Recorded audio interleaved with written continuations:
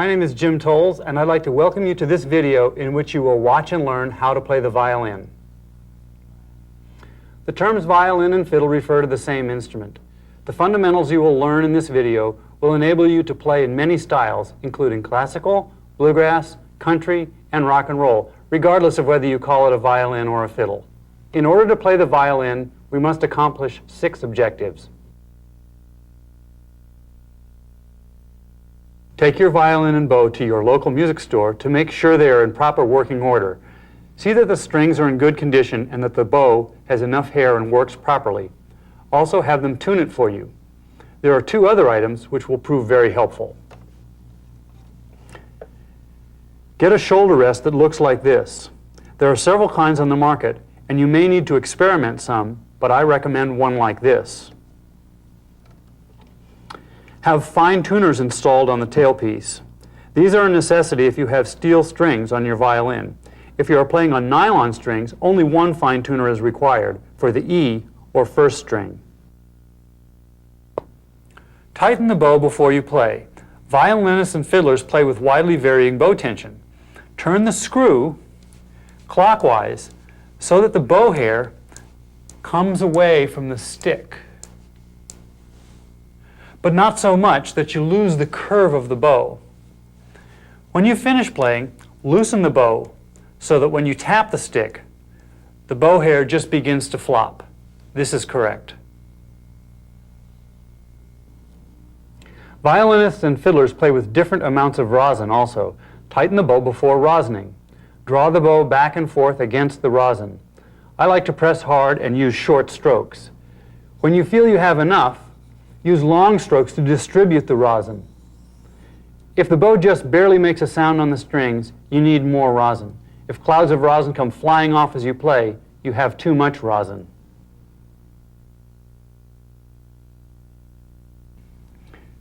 Now we'll tune the violin. You should tune the instrument at the start of every practice session.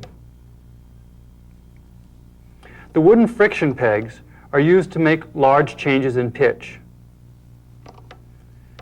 The fine tuners make smaller changes. Bow the D or 3rd string. If it is a long way out of tune, pluck it and turn the friction peg. Then bow the string and simultaneously turn the fine tuner by reaching underneath the violin until you hear a note that matches this one.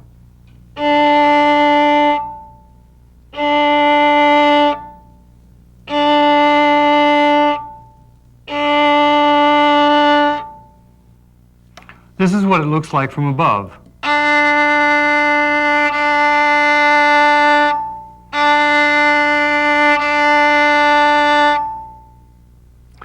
The second string is an A string. Bow the A string and tune to this note.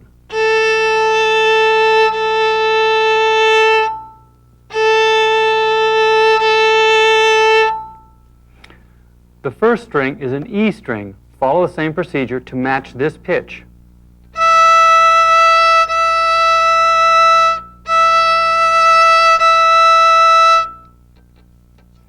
The 4th string is tuned to a G.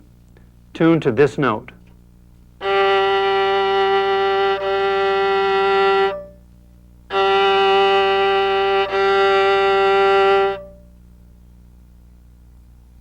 I recommend that you purchase an electronic tuner as soon as possible. They're about $30 to $50 and will enable you to tune very easily.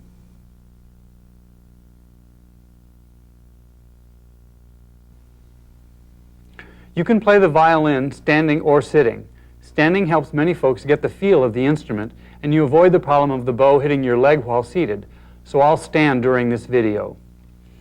Put the violin under your chin and over your left collarbone. You should be able to support the violin without using your left hand. The chin rest is really a jawbone rest. Turn your head so it's about halfway between straight ahead, like this, and straight down the violin like this. Here is the correct position.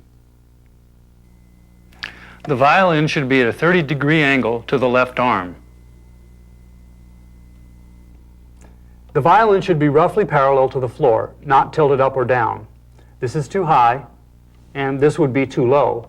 Again, here is the correct position. The violin should have an easy slope towards the floor. Here is the correct angle. By standing in front of a mirror, you can check your playing position with the video.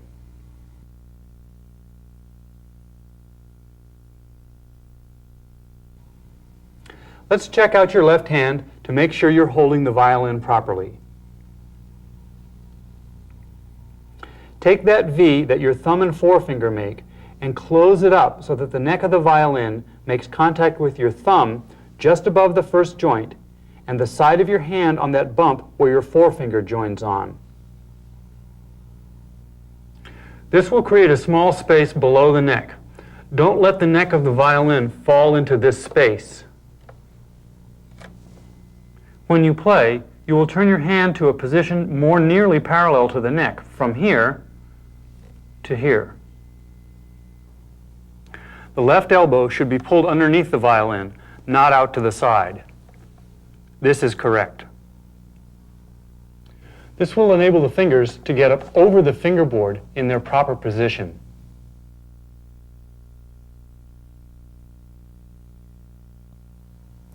Put the violin down so that you have both hands free to learn how to hold the bow. We are going to follow 3 steps.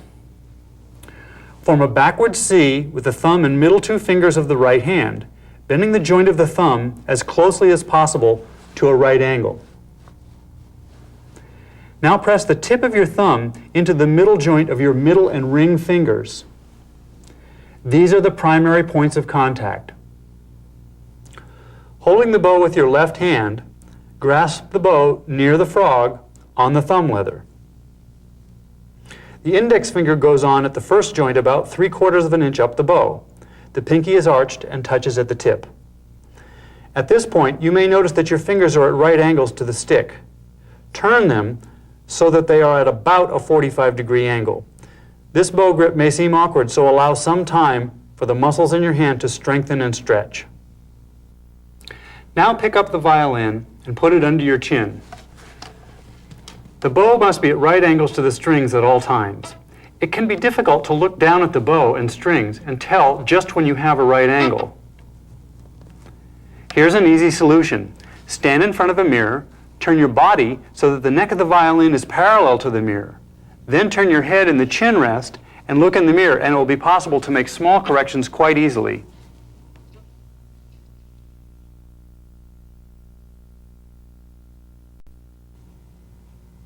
We're going to start by bowing open strings. An open string means one that is not being pressed down by a finger of the left hand. We're going to bow the 3rd string. The bow should strike the strings halfway between the bridge and the end of the fingerboard. If you err slightly towards the fingerboard. The bow should travel across the strings at a right angle, not slanted in either direction. The action of the arm, if held stiffly, will cause the bow to move like this. So you must use the shoulder, elbow, and wrist to make it go straight. Use plenty of fluid wrist action. When your right hand approaches the strings, your wrist should be bent upward. As it moves away, the wrist should bend downwards. The right elbow should be no higher than the bow. This will vary depending on which string you are bowing. Now we are ready to start bowing open strings. First, check your bow grip. Place the hair of the bow on the 3rd string near the frog. Draw the bow out to the tip to a count of 4 and back to a count of 4 without stopping. This is a down bow and this is an up bow. 2, 3, 4. 1, 2, 3, 4. 1, 2, 3, 4. 1, 2, 3, 4. There should be as little break in sound as possible between the down bow and the up bow. Try not to let the bow slow down at the end of the stroke. Connect one note to another. 3, 4. 1, 2, 3, 4. 1, 2, 3, 4. 1, 2, 3, 4. Compare yourself to the video to make sure you're doing this correctly. You should also practice this in front of a mirror to make sure that you are using the proper technique. As we go from string to string, we must change the bow angle. The angle of the bow is critical to avoid hitting adjacent strings. Drop the angle of the bow down to play the second string, then play the same 4-count exercise. 1, 2, 3, 4, 1, 2, 3, 4, 1, 2, 3, 4, 1, 2, 3, 4. Drop the bow angle further for the first string. 2, 3, 4, 1, 2, 3, 4, 1, 2, 3, 4, 1, 2, 3, 4. Bring the bow all the way back up for the fourth string. 1, 2, 3, 4, 1, 2, 3, 4, 1, 2, 3, 4, 1, 2, 3, 4. Next, we'll bow down and up to a count of 2. Put the bow on the third string just below the middle, draw it out to within a few inches of the tip, and back to where you started. Count 1, 2 for the down bow, and 3, 4 for the up bow. 1, 2, 3, 4, 1, 2, 3, 4. Now the second string. 1, 2, 3, 4, 1, 2, 3, 4. The first string. 1, 2, 3, 4, 1, 2, 3, 4. And the fourth string. 1, 2, 3, 4, 1, 2, 3, 4. Now for short bow strokes. Place the bow on the third string just above the middle and draw it out about 5 or 6 inches and back again without stopping. One count for each bow stroke. 1, 2, 3, 4, 1, 2, 3, 4. And on the second string, 1, 2, 3, 4, 1, 2, 3, 4. The first string, 1, 2, 3, 4, 1, 2, 3, 4. And last, the fourth string again. 1, 2, 3, 4, 1, 2, 3, 4. There are two primary factors that contribute to good tone and bowing on the violin: bow speed and bow pressure. Practice varying these two factors to get a pleasing tone. Too slow with too much pressure produces the horrible grinding sound. Too fast makes a breathy, indistinct sound. Too close to the bridge makes a whistling sound. This is correct.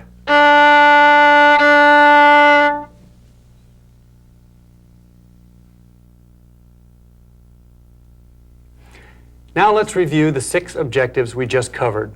First, take your instrument to your local music store to make sure it is in proper playing condition, that it has a good strings, a shoulder rest, and that your bow is in good shape.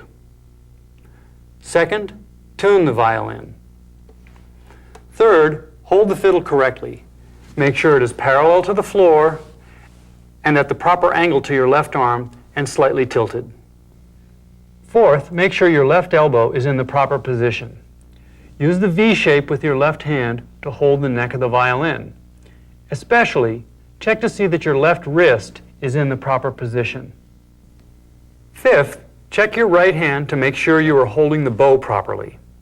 Sixth, bow the strings using long, even strokes. Make sure your wrist moves properly, your elbow is in the right position, and that your bow touches the strings between the bridge and the fingerboard. Use a mirror to review these techniques when you first get started so that you learn proper technique and don't develop bad habits. I also want to mention some tips for using this video. You should work your way through the video. Don't watch it from start to finish. Watch a section of the video, then rewind the tape and watch it again until you understand it completely. Play along with the video to make sure you are performing each section correctly. If you want more help, there are additional diagrams in the Violin Primer or Fiddle Primer books.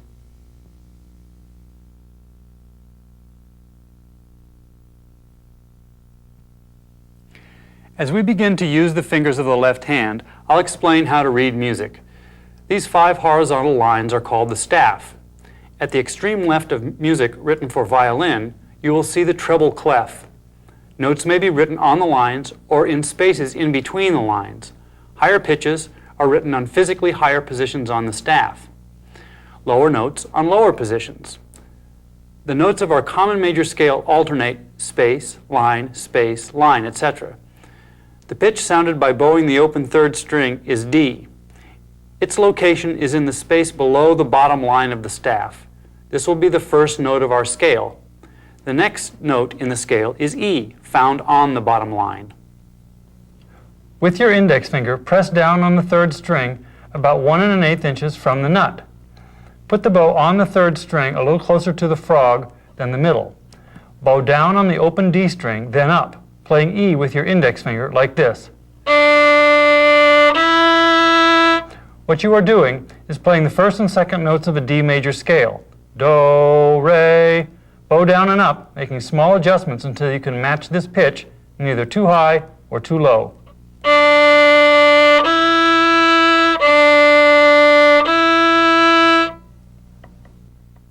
You might well ask, how long shall these notes sound? Let's introduce rhythm or meter right here. Reading left to right, the staff has bar lines every so often. The spaces between these lines are called bars or measures. Within each measure, there is always the same number of pulses or beats. The time signature at the left tells us how many beats per measure. In the example here, we'll use 4/4 time. The top number tells us how many beats per measure. What about the bottom number? That tells us what kind of note receives 1 beat.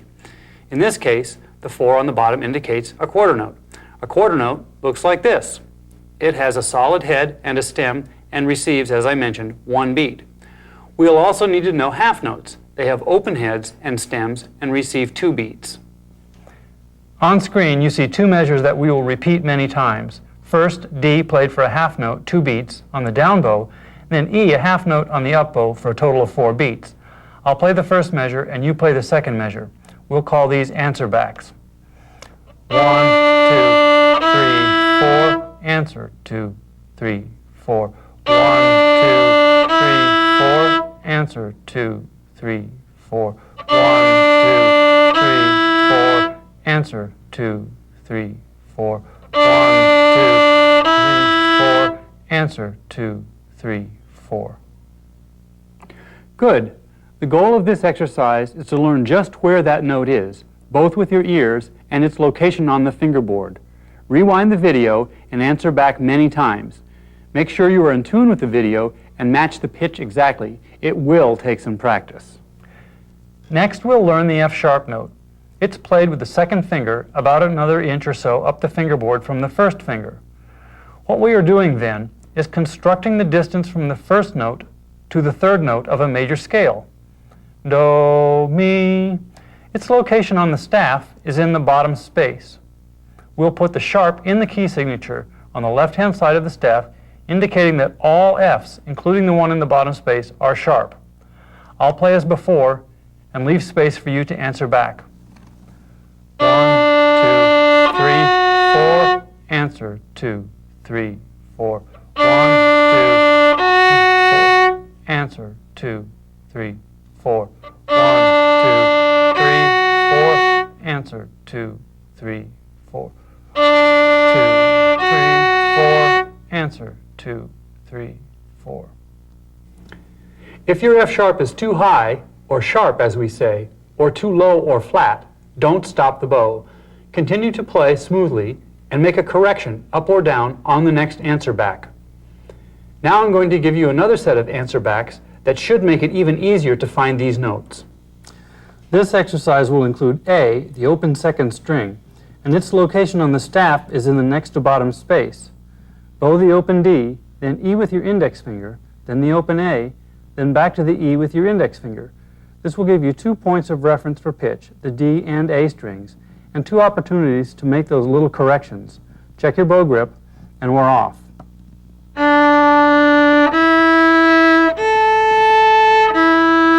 1, 2, 3, 4. 1, 2, 3, 4.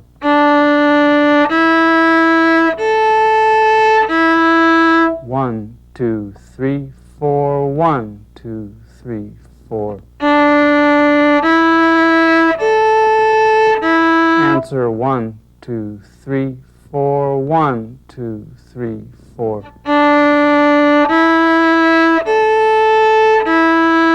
1, 2, 3, 4. 1, 2, 3, 4. Now the same with the second finger on F sharp. First open D, then F sharp. Open A, the second string, and back to F sharp.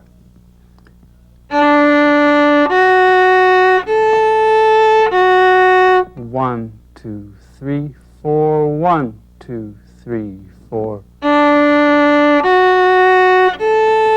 Answer now. 1, 2, 3, 4. 1, 2, 3, 4.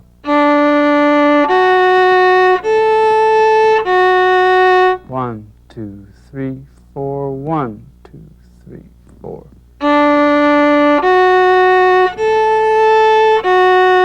1, 2, 3, 4. 1, 2, 3, 4. This section of the video could well prove invaluable to you as your ear improves. What may have sounded in tune the first few days might seem questionable as your ear gets a better idea of just where these notes are. This is all a normal part of improvement. Let's walk up the fingerboard using our three notes, D, E, and F sharp. Open D, first finger, second finger. Do, re, mi.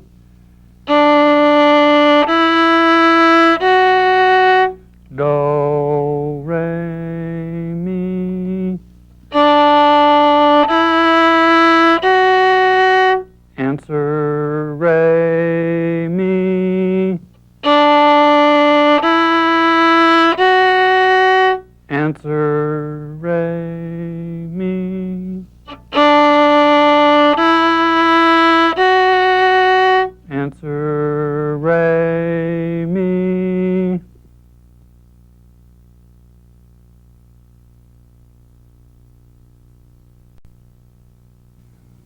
We're just about ready to play our first tune. As we look at the music, we see that there are only notes that we already know, and that some are quarter notes and some are half notes. Let's try the first measure. One beat of the open D string, then E with the first finger for one beat, then F sharp with the second finger for two beats. Ready, play. Then a measure with the same notes again. Ready, play. 1, 2, 3, 4. In the next measures, we see a row of quarter notes that move down and up. Practice this measure. Ready, play.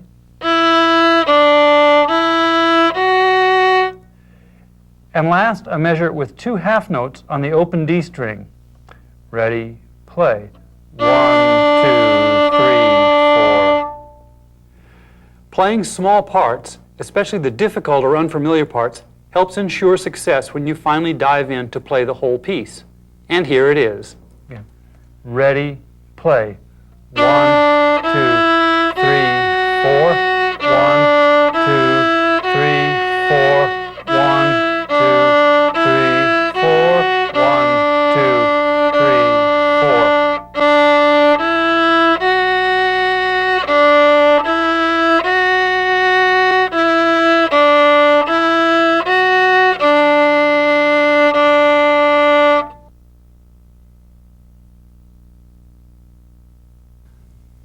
Frequently, it helps beginners to play pieces they know, songs they can hear in their head or can sing.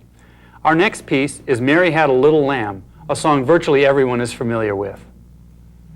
As you look at the music, you see that there are only notes we already know, D, E, F sharp, and A.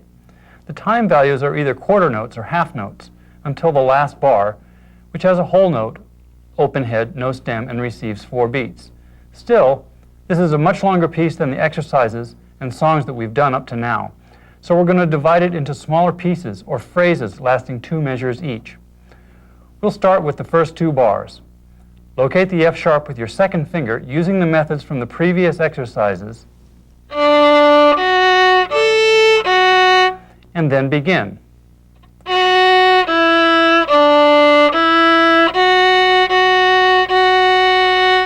I'll play it again.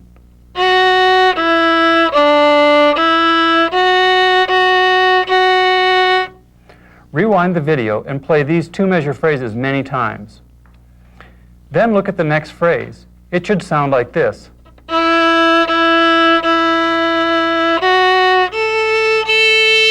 Again.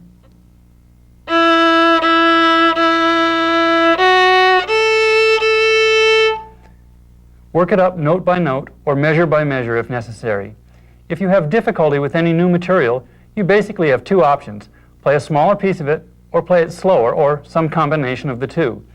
After you get the second phrase sounding better, put the two together. I'll play these two so that you can hear how they should sound together.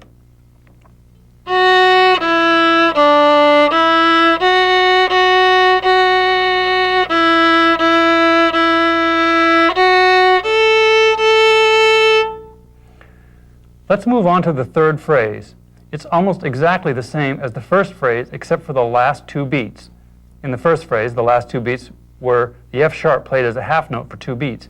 In the third phrase here, there are two quarter notes, both F sharps. Here is the third phrase.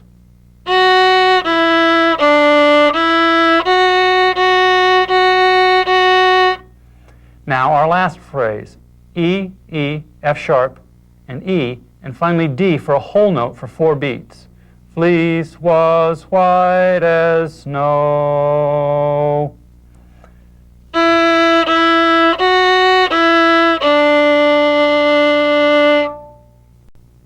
Now you could play the third and fourth phrases back to back, or even the second and third phrases together. I'll leave that up to you. Here's the whole piece, all 4 phrases. Mary had a little lamb.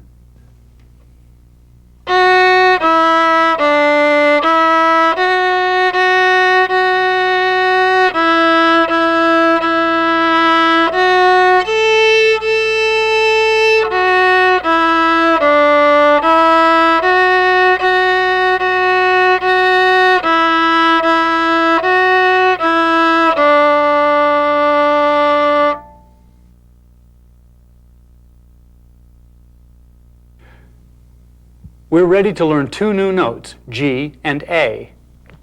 The first is G. It's located on the next to bottom line. It's played with the third finger, but instead of being another inch or so up the fingerboard, it's right next to the second finger. On most people's hands, the second and third fingers will touch, or very nearly touch. Let's walk up to this note using the notes we already know, D, E, F sharp, then G.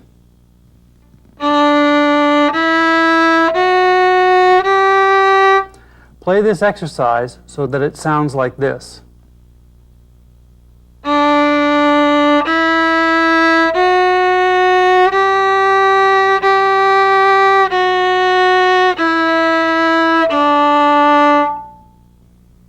If it sounds like a piece of a scale, you're right, that's exactly what it is. Do, re, mi, fa, and coming back down. Fa, mi, re, do. And we can use our old friend, the 2-string answer backs, to help us locate our new note. I'll do 4, leaving room for you to answer as before.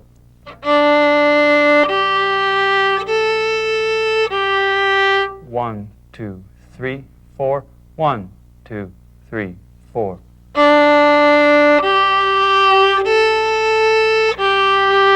1, 2, 3, 4. 1, 2, 3, 4.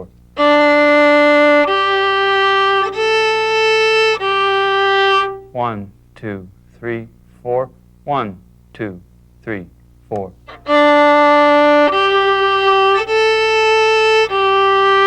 1, 2, 3, 4. 1, 2, 3, 4. Let's add the open A string to our row of notes, D, E, F sharp, and G, to play the first 5 notes of a major scale, both up and down.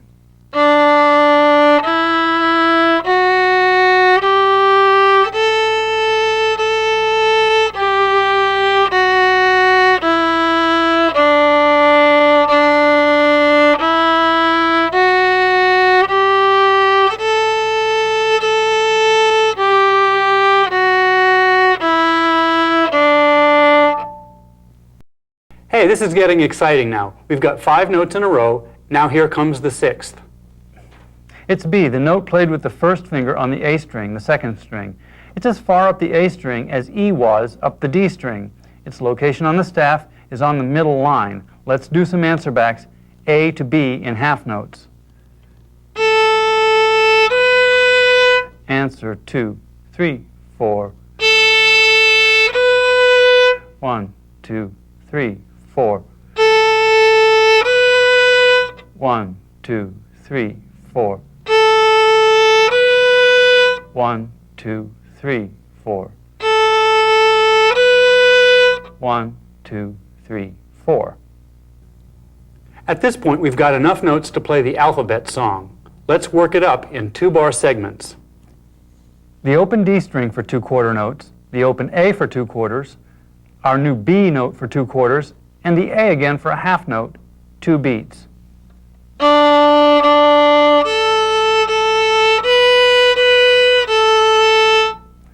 The next 2 bars start on a G and go right down the scale.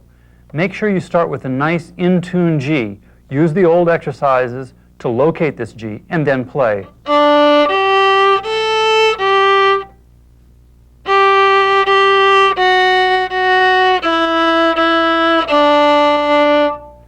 Now, if you like, you could play the first 4 measures.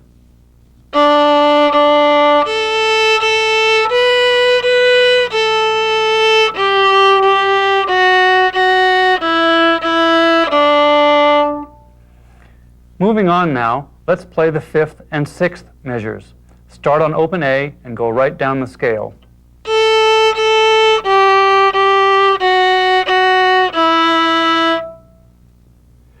Good. And life gets easier because once you get those 2 measures sounding well, you'll notice that the next 2 measures are simply a repeat.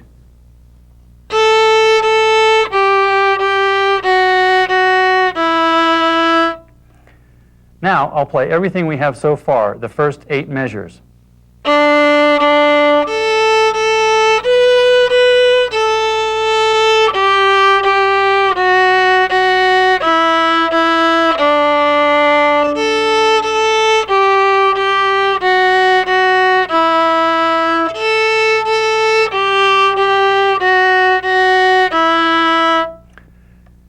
Close examination will reveal that the last 4 measures are identical to the first 4 measures.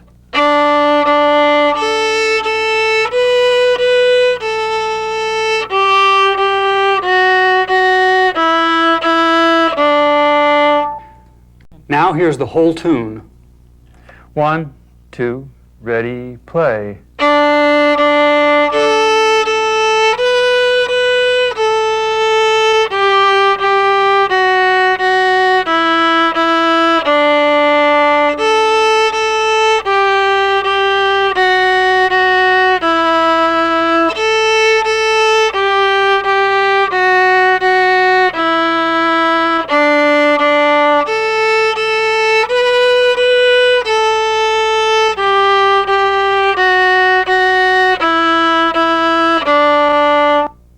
One more time, a little faster. 1, 2, 3, 4.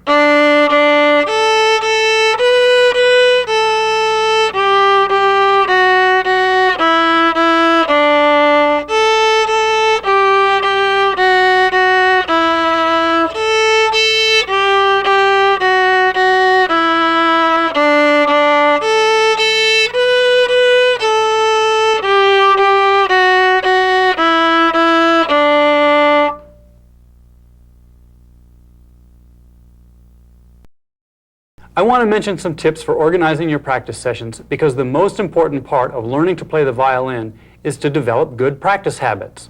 You're going to have patience because playing the violin requires you to train your hands to do things they have never done before. To give yourself a fair chance at playing the violin, commit yourself to practicing every day for at least 2 months. Practice at least 30 minutes a day and try to set up a routine so that you practice at the same time every day and get in the habit of practicing. Most important of all, relax. The reason you're doing this is to have fun, so if you get frustrated, take a break and come back to it later.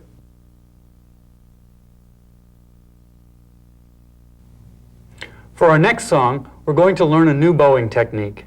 It's called slurring, or playing 2 or more notes on a bow stroke. Here's an example.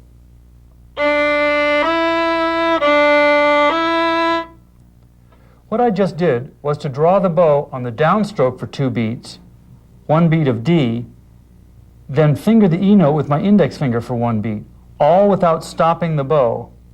Then I came back on the up bow on open D for the 3rd beat, and continuing on the up bow, played E with my index fingers. Here's what it looks like written out. You see the curved line connecting the D to the E. That's the slur. In violin music, it means to play all the notes connected by that line on either 1 up bow or 1 down bow. Let's get started on this with just 2 notes per bow, and we'll do it in the form of answer backs. I'll play 4 beats, you play 4 beats. Answer, 2, 3, 4. Answer, 2, 3, 4. Answer, 2, 3, 4. 1, 2, 3, 4. It'll probably feel a little awkward, like patting your head and rubbing your stomach, because you're not used to changing notes with the left hand as you change bow directions. Just practice slowly until you get more comfortable with it. There are other possibilities with slurring, and we'll do them all in answer backs. First, notes going down, in this case, F sharp to E. 1, 2, 3, 4. 1, 2, 3, 4. 1, 2, 3, 4. 1, 2, 3, 4. Another possibility could be slurring notes that are further apart than 2 adjacent notes in the scale. Here, E to G, first finger to 3rd finger. Here comes the now familiar answer back. 1, 2, 3, 4. Answer, 2, 3, 4. Answer, 2, 3, 4. 1, 2, 3, 4. And last, before we play our song, the possibility of going from one string to another, all on the same bow stroke. Here, A to G. Open A to G with the 3rd finger on the D string. Let's try it. 1, 2, 3, 4. 1, 2, 3, 4.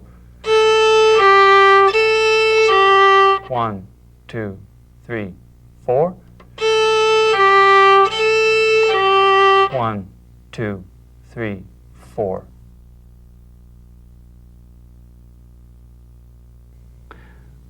I'm going to demonstrate our song in 2-bar phrases. First 2.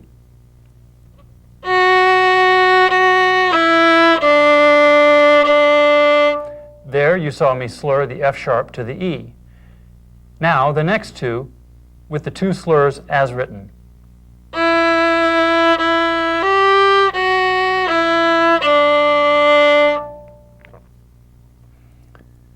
The next 2 measures with the bow crossing the strings.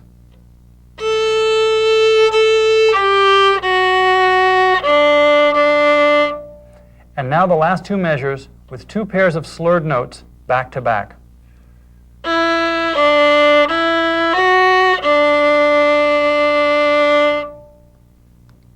Play each section many times. Keep the bow moving smoothly as you change notes with the left hand.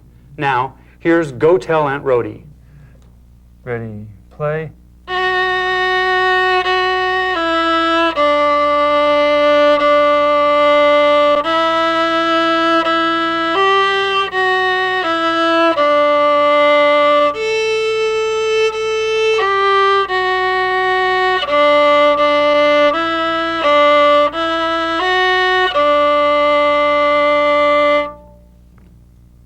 Now we'll speed it up just a little bit. Ready, play.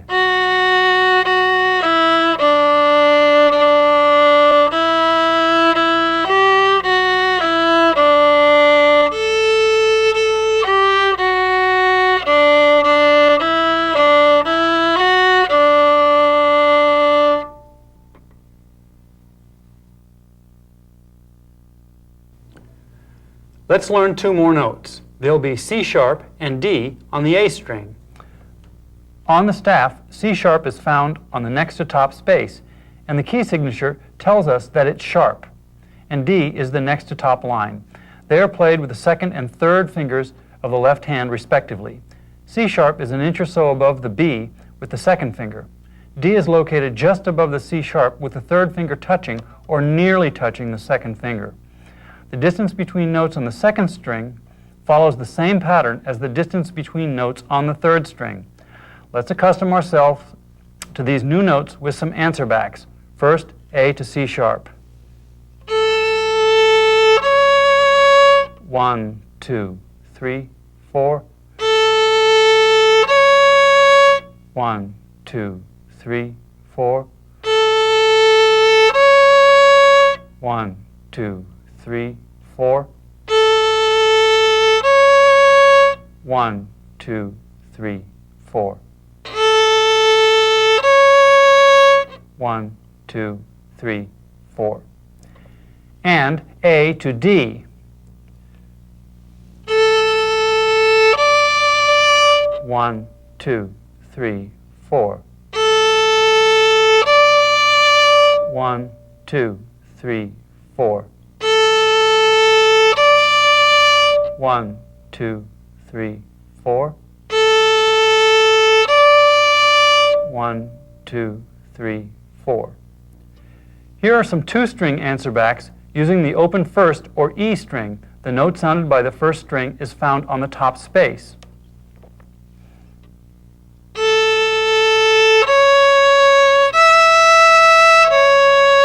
One, 2, 3, 4. 1, 2, 3, 4.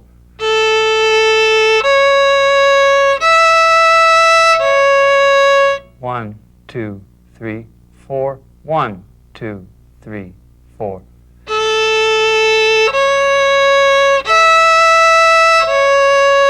One, 2, 3, 4. 1, 2, 3, 4.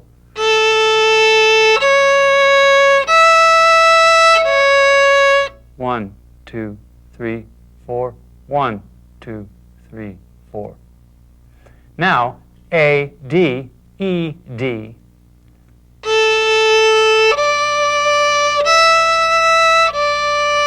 1, 2, 3, 4. 1, 2, 3, 4.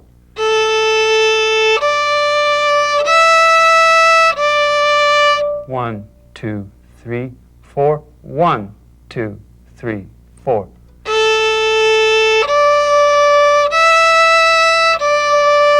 1, 2, 3, 4. 1, 2, 3, 4.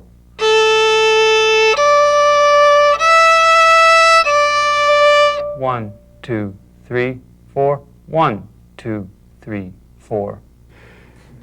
Do plenty of listening to the video because you are as much training your ears to hear how high or low these notes are as you are training your fingers to find the exact location. In this sense, you can't play what you can't hear, so listen carefully and intently.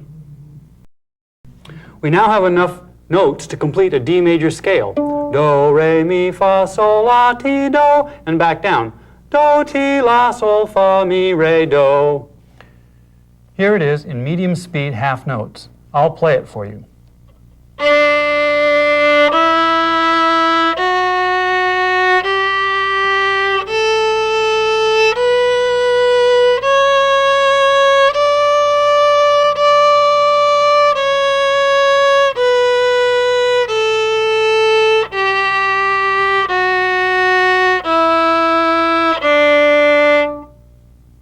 In general, practice scales slowly for intonation or pitch. As you get more accurate, you can begin to speed them up.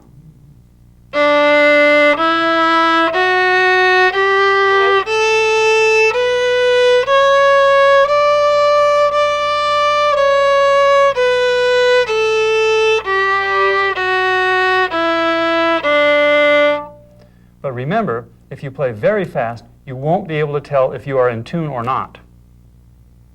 To build your sense of tonality, also play arpeggios.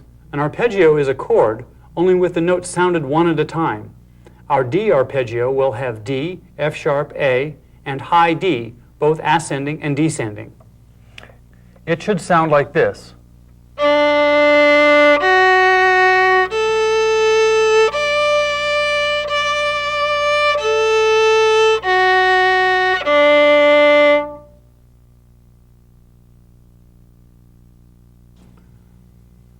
To play the next song, we'll need some new rhythmic concepts. First, 3/4 time. If you recall, the top number in the time signature indicates the number of beats per measure, in this case, 3. The quarter note receives 1 beat, as shown by the bottom number. 3/4 feels very different than 4/4. Instead of 1, 2, 3, 4, it counts as 1, 2, 3, 1, 2, 3. Notes that receive 3 beats are dotted half notes and look like this. The principle here is that a dot placed after a note increases its time value by half. 2 beats increases to 3. In written music, rests indicate that you sound no note for a given duration. Here's a half rest or 2-beat rest.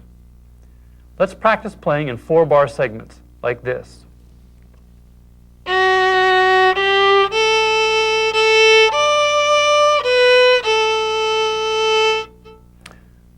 Next 4.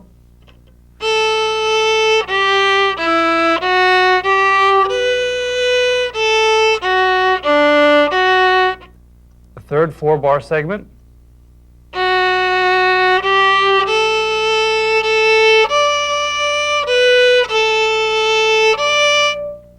And the last 4.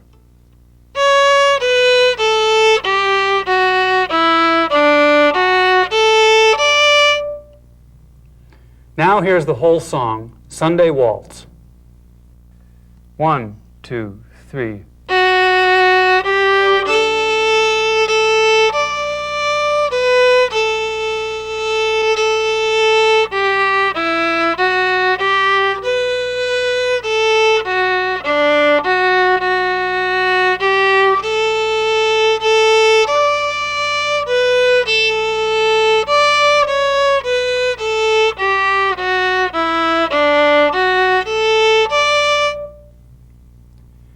Once again, we'll speed it up just a little bit.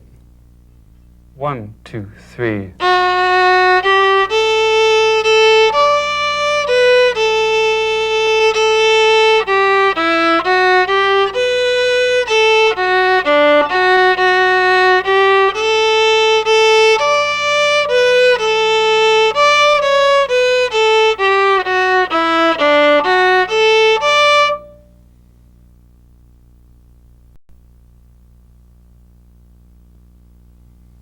This concludes all the material in this video.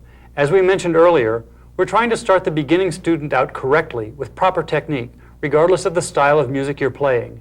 Make sure you're comfortable with all the material in this video. We also recommend that you review all the material in this video with an experienced teacher who can correct any mistakes you are making and provide direction for the future.